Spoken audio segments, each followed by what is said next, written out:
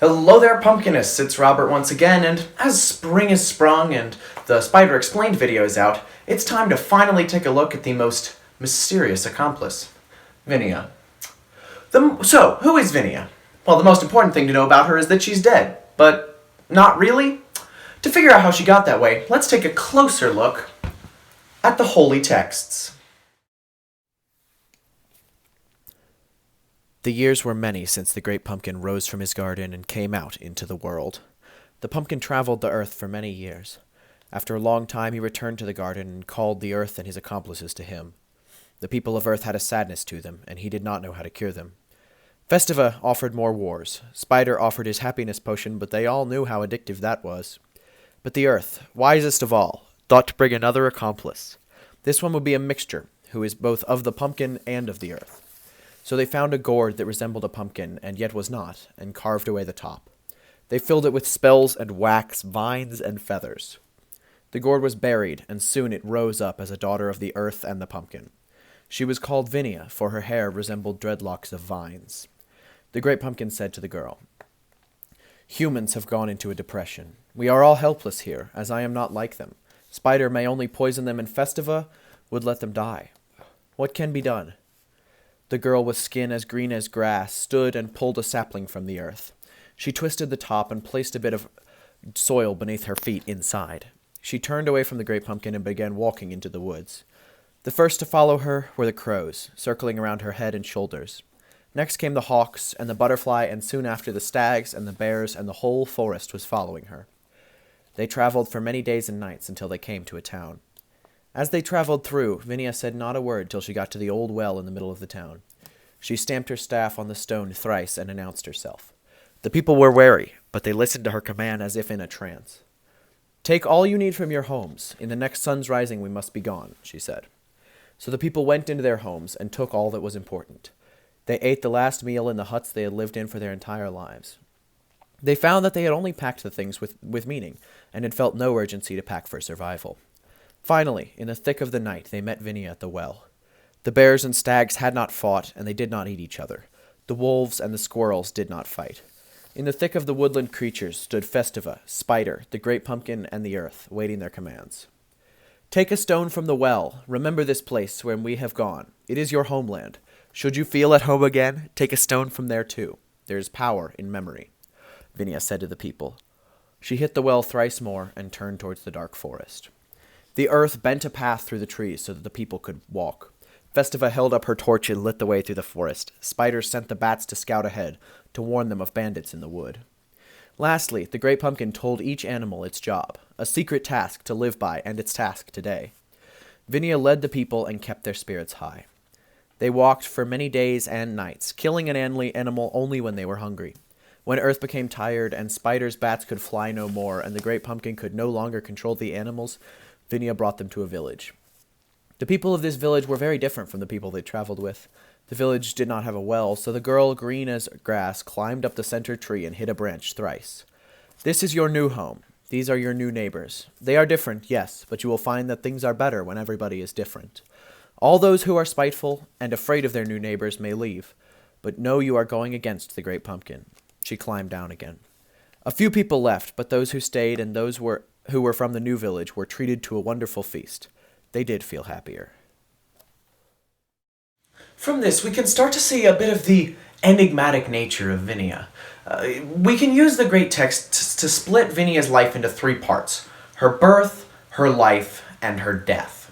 Starting with her birth, here we begin to see this weirdness to her nature. I mean, she is created by the earth and the great pumpkin, two beings who had previously been total enemies, at war with one another, and yet the great pumpkin seems willing to listen to what the earth has to say when she suggests the creation of Viniea. The next is the reason that she is created. She's created to bring happiness to the people of the earth. Now, this may sound strange to you, because isn't Spider the god of happiness? Like, happiness specifically is the biggest part of his domain, where Viniea's is at least stated to be nature. Yet, she's created specifically to bring happiness when even Spider couldn't, and this is a task that she succeeds at. She surpasses Spider at his own domain. She is quite powerful. In her life, she leads the people from the village to another village and integrates them together. She is a proponent of diversity, as of course is the Church of the Great Pumpkin, but more importantly, she's the one who suggests the journey that the people go on, and she's the one who leads them on this journey. She discovers the path through the woods, and she takes them there. She's a goddess in this way of travel and going places, change for a good reason, but also nature. Now, here we can find some common threads. Nature has the element of evolution and natural selection, which is arguably one of the biggest kinds of change that the world has. But more importantly, all of the animals, too, they follow her. They like her. She's a leader. She is charismatic in a way that Festiva and Spider are not. And coming back around to the happiness thing, when it says at the end that the people were happier once they reached the new village, Spider would have poisoned them with his happiness potion, which in this is treated more like a drug, whereas in the last one it was like a magical artifact that could make you better. Vinea's existence in both her birth and her life makes Spider kind of worthless. Don't get me wrong, Spider still has his domains. He still has the harvest and water and various things, but Viniea has taken one of his biggest things, his biggest parts of his domain, and yet she's never stated to be a god of happiness. We'll see more of these connotations in the next part of her life, which is her death. From behind Viniea, however, there came a man with the intent to love her, if even from afar. He longed to caress her coiled vines of hair that sprang like her from the ground. So he reached out, to cut but one of them to take home. Her song stopped abruptly, the crows began to caw, the cold seeped over the land, for a vine had been cut, and Viniea was dead. The man sobbed his ignorance, but he was thrown into the sun, a second of such a death by Festiva. Spider carried his sister back to the patch he was born in, where fall could not touch her. Now, after hearing that story, if you were paying attention closely, you may have noticed a few strange small inconsistencies that really make Vinea's character all the more just strange and confusing. First and foremost among these is the fact that she dies. Like, she dies. Festiva could survive being frozen in ice for like a really long time, and Spider survived being drowned in a river, but Viniea gets a piece of her hair cut off and she fully dies. What is up with that? I'm so confused. I know I've been hammering home this point about Viniea being this enigmatic figure. She's the mystery. We don't really know what she is. She's strange and weird, but this goes beyond that to the point where it doesn't even make sense. There's so many weird inconsistencies with Vinea's character where, like, the main two being the fact that, number one, she's like a full goddess, and she dies. And number two, she was originally created in order to basically replace the domain of another god. The only explanation that I can come up with this is that she had to die. She had eclipsed Spider's domain. She had helped out the gods when they needed her help, but she had eclipsed Spider's domain. And so she burned bright and powerful and strong, but then she had to die. Viniea had to have been created with her creators knowing that she had to die, because otherwise it just wouldn't have happened. She was killed by a human, like a human man. That's such a strange way for a goddess to die, and it wouldn't have happened if the gods didn't know that it was going to happen. I'm theorizing here, but I'm saying that this is too much of an enigma for even an enigma like Viniea. I think that the fact that she seems to be a part of Spider's domain, and the fact that she is killed when the other accomplices, this couldn't even happen to them, I think it shows that while she is her own goddess, she is a full deity, her domain cannot be what it's stated to be in the holy texts. Otherwise, she wouldn't have died. She would have been created in a more normal way, like the other two accomplices, and she would still be alive. The man might still have tried to cut off her hair, and he still would have been thrown into the sun, as he deserved. It was a weird thing to do, but she wouldn't have died. She shouldn't have died. And the fact that she died makes her character so much more interesting, but also confusing. Moving on, next we need to analyze the final bit of her sort of appearance in the holy text, which is to say, her holy symbols. It's stated that she has 3 of these: her crows, her ivy, and her staff. Now, these all make sense. Her crows are the birds. They're the first ones to gather around her when she sort of is created and begins her trek towards the first village. Her staff, it is described in the holy text how she creates her staff by, taking a branch and putting some of the holy dirt beneath her feet into it.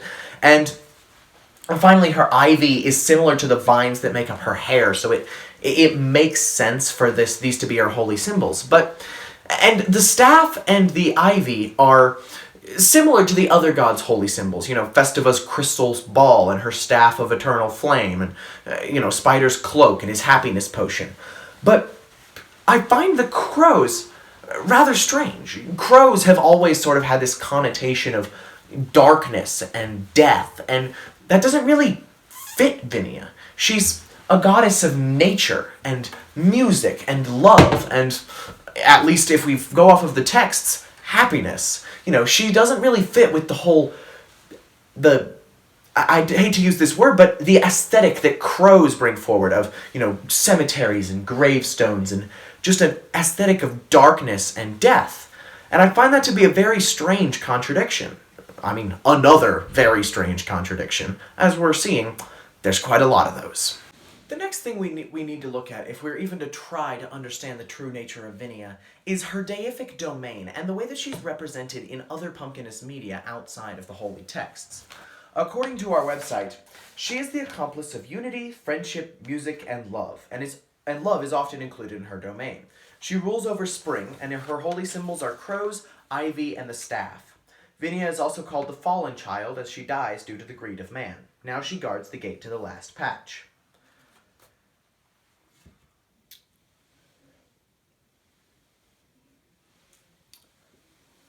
Hey, Ella?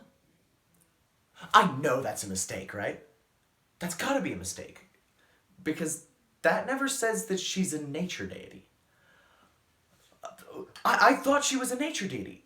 Why did I think she was a nature deity? When I was planning this video, I thought she was a nature deity. It's written in my notes here. Talk about how she's nature. Like, why did I think she was a nature deity? Did you tell me? Was it on the YouTube?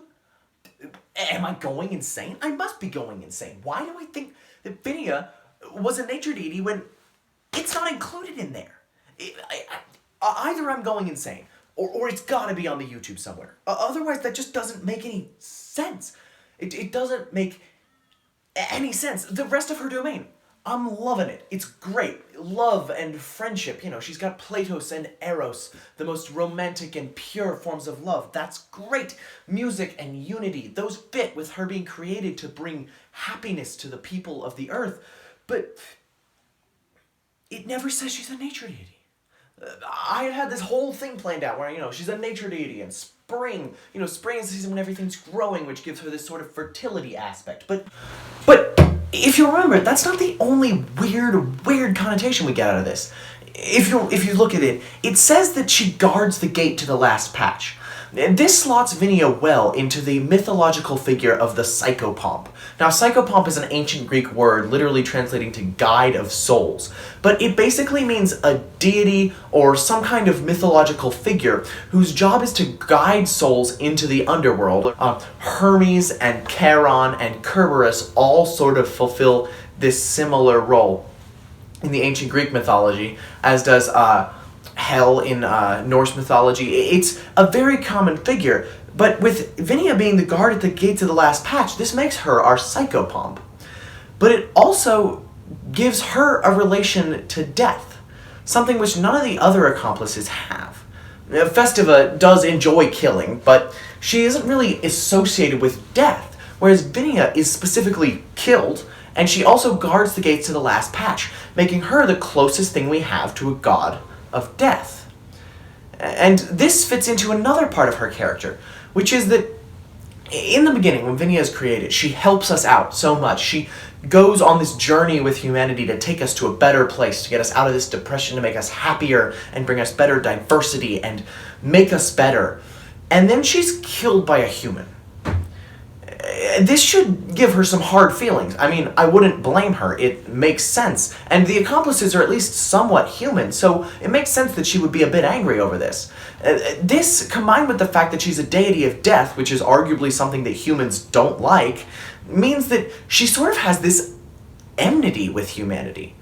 She's the accomplice who most, out of all of the accomplices, even compared to Festiva, who has thrown humans into the sun, is an enemy of quite a large portion of humanity, all of humanity, if you consider that death is really the only thing that every single human has in common. And finally, we have to consider where she stands in relation to the other accomplices. You know, if we look at a spectrum of accomplice understandability, you have Festiva at one end. She's the most human accomplice. She's flawed, but powerful. Has good days and bad days. She's a human. We have Spider, on the other hand, the perfect golden boy, invulnerable and forever happy, and he's the perfect god. And where does Viniea fall in the spectrum? Well, she's not on it. Or at least, there's no way to tell where she goes. Because the other thing about Viniea is that those two myths that I've read to you are pretty much all of the myths that Viniea gets. This adds even more to her very, very confusing nature. We just don't know that much about Viniea because she's not in that much of our holy texts. And yet she's incredibly important. In order to get some place in trying to understand Viniea, the only thing that we can try to do at this point is look at her deific domain and then try to compare her to other gods from around the world. Try to find some place where she fits in so that we can hopefully understand her because of her connection to something else. Okay, let's get talking about some other gods. Starting with the gods that I think have the least relation to Viniea, and working up to the ones who have the most. We're going to start off with several deities who all have a similar concept. These deities are Gaia, Nuku, and the concept of Mother Earth. This idea is the god of the Earth Mother, whose body actually forms the Earth, and who is literally the planet. While these gods do have a nature connection similar to Viniea and often share some of the fertility and spring aspects, they're really more similar to the deity Earth than they are to Viniea, as Earth is basically these goddesses with just a different name. Moving on now to some nature deities, we have the Egyptian deity Ash. He is a god of the oasis and seems similar to Viniea because he's got plants and bringing life and, joy to places where it normally would not be, in his case, in the desert. But the fact that he's a god of the oasis gives him some water connotations, which Viniea just does not have. If you'll remember, water is clearly Spider's domain. Next we have the Aztec deity Shochu Pili. Now, Shochi Pili is an interesting case, and we'll get to why later. But Shochi Pili's domain includes art, games, beauty, dance, flowers, the maize as in like corn, and song. While he has some nature connotations with the flowers and maize, and the song obviously fits with Viniea having music, the fact that they have art and games and beauty are all really stuff that doesn't fit into Viniea's domain, and the fact that they don't have an overall nature connotation, it simply means that they would not fit. Moving on to the Mapuche myths of the Ingen, I think I'm pronouncing that right, but I could be very wrong. These are small nature spirits. They have nature abilities, but there's quite a lot of them, and they make up nature that way. So while I think that they have similarities to Viniea in the fact that they have nature and they can control the animals, sometimes in fact they are animals, it's simply they're not big enough to be like Viniea. Viniea is one big deity of nature, whereas these are all much smaller individual deities. Moving on to a similar concept, in several mythologies, like such as Hinduism and the Japanese mythologies, they split nature into many different parts. You know, a god of wind and fire and vegetation and the mountains. And these simply don't work for Viniea, because Viniea encompasses all of nature. She's too much bigger than them for her to really fit in with any of these gods.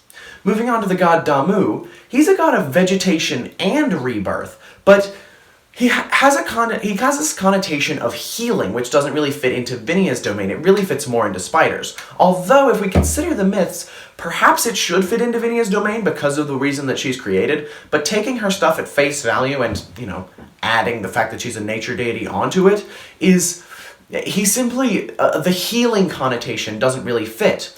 But this is the interesting thing I'd like to take a look at, because he's the first god to have a connotation of rebirth. Something we will see later on in this list, because if you'll remember, Viniea dies and is reborn every single year. This is one of her primary functions in the ongoing legends of the Great Pumpkin. The next deity I'd like to talk about is Nanosuelta.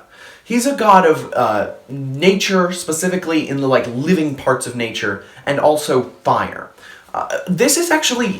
He's one of the most similar deities to Viniea in terms of scale when it comes to nature. He's a deity of animals and plants, the good parts and the bad, the kind parts and the scary, but fire isn't Viniea's domain. It's very clearly Festiva's, so we sort of have to throw him out on that technicality, which puts us in this weird position, because looking at all of these nature deities, we begin to realize that Viniea is sort of in this weird in-between space between some mythologies who have a gigantic Earth Mother who controls everything relating to nature, who's much bigger than Viniea, and some mythologies have lots of little smaller gods who individually control different parts of nature, who are much smaller than Viniea. And Viniea falls somewhere in between. She controls nature, but not the Earth. That's, the Earth's job. And she controls various parts of nature, but it's all wrapped up in this one goddess. She occupies this strange in-between space, which makes it hard for us to find easy parallels. Moving on to some other parts of her deific domain, love is clearly stated to be in her domain, so what gods of love does she share any relations to? Well, the Norse god Freya and the Greek god Aphrodite are both share connotations of love, but Aphrodite has almost none of the connotations of nature, and the very few nature things that she does have are all relating to water, which puts her more in Spider's domain than in Viniea's.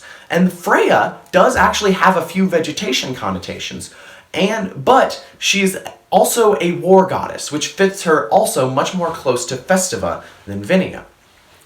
Moving on to some other deities who have psychopomp duties. Thanatos and Cairon in Greek mythology both have this role, but they don't really share anything else. The contrast for Viniea of a nature deity who's also a death-related deity is very strange and shows up almost nowhere else. I'm not going to say nowhere else because there is one other place it shows up. I will also point out that Cairon is often represented surrounded by crows, which does give him an interesting connection to Viniea, but really nothing more than that. There's no meat on those bones there. Before we get into which deities are most similar to Viniea, I would like to address one thing, and that's that 3 out of the 4 gods on this list are from Greek mythology. This is not out of any preconceived bias on my part towards Greek mythology, but simply out of the fact that Greek mythology is often better documented than the other religions. It's simply more written down, and so we know more about the deities. Beyond a few, some other religions, all we have is a few sacrifices and a few living stories. With Greek, every myth we have today was written down, which gives us a massive library of knowledge on all of these gods. Moving on, the first god on this list is Shoshi Ketzal. Now you may think that, haven't you already said that? Because earlier on in this list I said Shochu Pili. But Shoshi Pili and Shoshi Ketzal are actually sibling gods who represent similar things. Shoshi Ketzal specifically, though, is relating to vegetation, flowers, art, like Shoshi Pili, love, and love. So they have a lot of the stuff that Viniea has, love, which also sort of falls into, friendship, But and they have vegetation and flowers. They're never stated to have animals, but they do have parts of nature. Where this starts to fall apart is when we look a bit deeper. Shoshi Ketzal has no connections to death. And also when you look at the love that Shoshi Ketzal specifically represents, it's often a more sexual, manic kind of love that would fall more under Festiva's domain than Viniea's. So unfortunately, this is not the most similar god to Viniea. Next thing is the Greek deity Persephone. Now, Persephone has a lot of very interesting connections to Viniea. In her domain is spring. She's specifically stated to be the goddess of spring, and her arrival causes spring, just like Phineas does. She also is the goddess of vegetation and flowers, and also she dies and is reborn each year. Well, not really dies. Unlike Viniea, she doesn't actually die. But like Viniea, she travels to the underworld and then rises out of it each year. Although rising out of the last patch isn't really a thing, because the last patch is not on this plane of existence. But still, she travels to the underworld each year and then comes out of it each year. Now, this is a very interesting thing, and gives Viniea, I think this is the first deity where we can say that Viniea and Persephone have a lot of very similar things. The problem with this is that we can't learn anything more about Viniea from relating her to Persephone. They're so similar that they share so much of their domain. Viniea is just slightly bigger than Persephone, because Persephone, while she is married in the myths, doesn't really have anything relating to love or music or joy or any of that Viniea also has. And also, there's very clearly an earth goddess and another nature, and like two other nature goddesses in Greek mythology, just so I can name off the top of my head. So Persephone ends up with a much smaller domain than Viniea, which I think is the main problem here. The next one is the god that I think is most similar to Viniea on first look, and that is Hermes. Hermes, from Greek mythology, has a connotation of travel. He's specifically the god of travel. That's sort of the biggest part of his domain. He leads people on journeys often. People would pray to him when they were going on and undertaking a journey, which is what Viniea does when she takes the people to the last patch. He has some connotations of nature, not if you look at his ancient Greek characterization, but before that, in like Mycenaean Greece, when he was the same god as Pan, who he was later split off from, or Pan was split off from him. I'm not getting into that, but Pan is specifically a nature god. So if you look back at that Mycenaean Hermes, or Pan, they probably had some very specific nature connotations and travel connotations, which fits with Viniea very well. Unfortunately, Hermes has two things going against him. Number one, he's specifically male, where Viniea is specifically female, and while that's not an insurmountable difference, in fact, the next god on this list is also male, it is a kind of a strange thing to equivalize them like that. He also doesn't have any of the other connotations of Viniea's domain. Earth, maybe, because people trod on the earth when they're going on journeys, but Hermes has trickery and thievery, which is something that Viniea is not the god of. I think that would have to fall under Spider's domain, because Festiva is very much more upfront. If Festiva is the Thor, then Spider sort of has to be the Loki, which it makes him a lot more interesting of a character. But this is not a Spider video. Sorry, this is a Viniea video. But Viniea also has love and happiness and joy, art, and all of this stuff, which doesn't really fall under Hermes' domain, although Hermes is canonically quite good at music. He actually invents the lyre, and in one of the myths puts a giant to sleep by explaining how he built an instrument. So this does fit into Viniea being categorized as a deity of music. Finally, let's talk about the god who I think is most similar to Viniea. This would be Dionysus from the Greek pantheon. Now, at first this may seem a little bit strange, but we can actually look into Dionysus and see that he's very similar to Viniea in a lot of ways, and where he's not, he has connections to people that are. And we can also learn more about her domain and why she's such a mysterious figure from relating her to him. So, first of all, Dionysus is born via unusual means. This may seem a bit strange, but remember, Dionysus is born via very unusual means. Her mother is evaporated, and her father puts her sort of into his like calf and then births him from there. So that's a bit strange. When Viniea's birth is also a bit strange. She's created from a gourd, not a pumpkin, specifically a gourd that is filled full of wax, feathers, and dirt. Next, Dionysus often has this connotation of ivy and vines. In one of his primary myths, he fills a ship that has tried to capture him full of ivy and the sound of flutes, which fits in with Viniea being a music deity, and turns all the crew members into dolphins and maybe turns himself into a lion. It depends on the myth. That fits super well with him being a god of nature, fits with Viniea being a god of nature. But also, Dionysus fills the ship with vines. Vines being, what Viniea's hair is made out of and one of her holy symbols. That fits very well. Dionysus is often also worshipped with this connection to fertility, which is sort of what happens in the spring. Spring is the season of fertility, and fertility is also what happens when you mix nature and love. You get fertility. So that fits Viniea too. He's also often worshipped as a god of orchards and agriculture. Now I know that these are tamed vegetation as opposed to the wilds, which we often associate Viniea more with. Spider is often more associated with tamed vegetation, but he is only stated to have the harvest. And Viniea does have fertility, so Viniea has the growing of these plants, as does Dionysus. He's also specifically stated to be a nature god who's very much into animals, specifically violent ones, but, all animals, and because he does turn the crew into dolphins, which are not particularly known to be, well, they are kind of violent, but not that violent, and they're not carnivorous, I don't think. No, they are carnivorous. Well, he's still a god of animals and vegetation, specifically vegetation. He's also, and this is a bit strange, often portrayed as gender fluid. Now, that may seem weird because Viniea's not gender fluid, she's specifically female, but that does mean that for some of the time, Dionysus is a female. In a lot of the myths, he's actually raised as a girl before becoming a man, or I guess going to his true self as a male figure later in life. Now this fits if Viniea inspired Dionysus right at the beginning of his creation, which was preserved into the later myths by him being a girl earlier on when Viniea inspired him, and then evolving into a man, because the ancient Greeks preferred men. It just was sort of their whole deal. He's also has a strange connection in a lot of myths to Persephone. She's often the one who raises him. In a couple versions, she's actually his mother.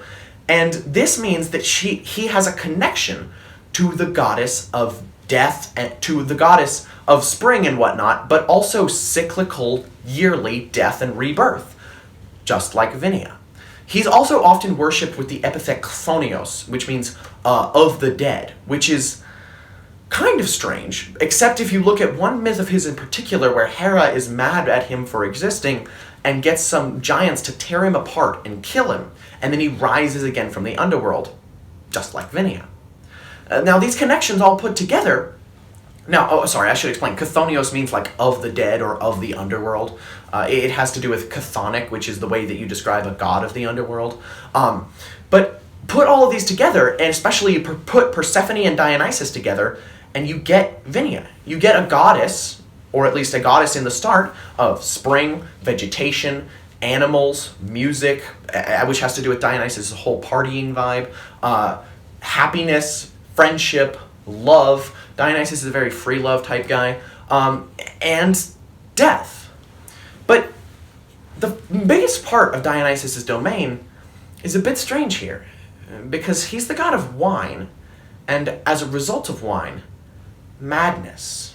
Now, at first that may sound weird. Viniea is the goddess of all of these good and interesting things, but if we look at Viniea and we strip away all of the good things that are portrayed about her, and we look at her as a goddess of death and madness, the two things that we see in this connection to Dionysus, and death at least is one of the main things we see in her in the holy texts. Especially if we look a bit deeper, she starts to make a lot more sense.